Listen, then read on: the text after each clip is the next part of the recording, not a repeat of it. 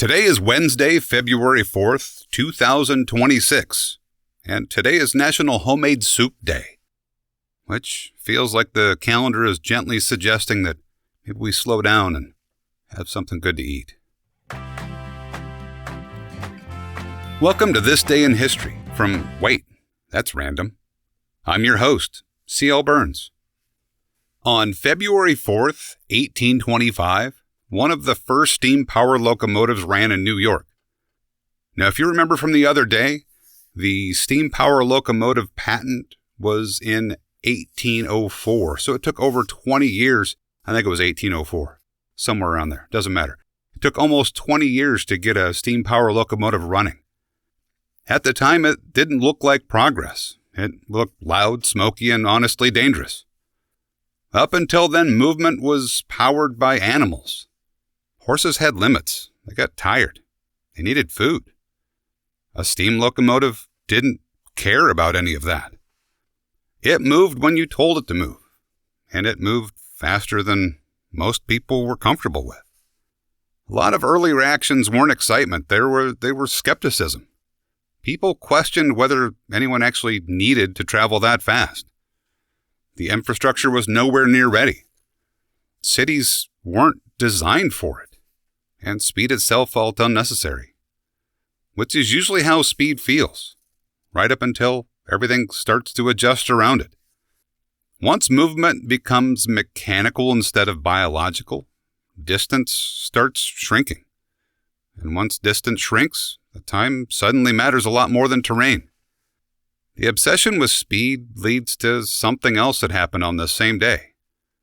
In 1839, the first photograph of a person was taken. Early photographs required very long exposure times, so long that anything moving simply vanished into the image. The street in the photo was busy, but only one man stood still long enough to appear, which makes this less a portrait and more of an accidental record of patience. For the first time, reality could be frozen. Memory was no longer the only way to remember something. Proof existed, and that felt unsettling.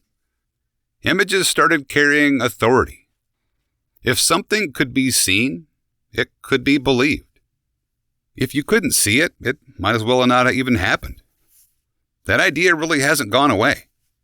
And once time can be frozen visually, the next step is to control it, practically. Because on this date in 1949, the first alarm clock was introduced.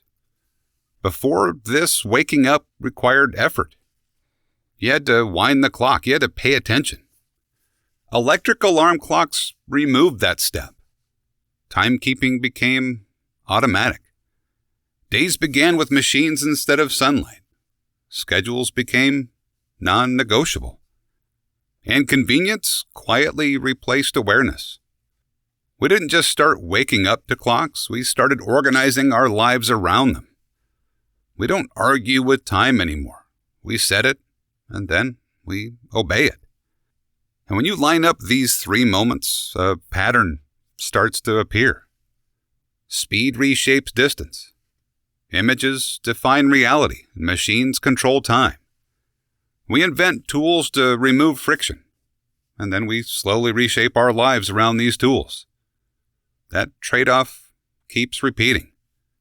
Anyway, those are the things that I was able to scrounge up today. Stop by tomorrow and we'll see what I can scrape up.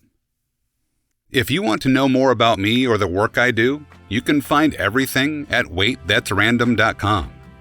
I'm C.L. Burns, and I appreciate you stopping by.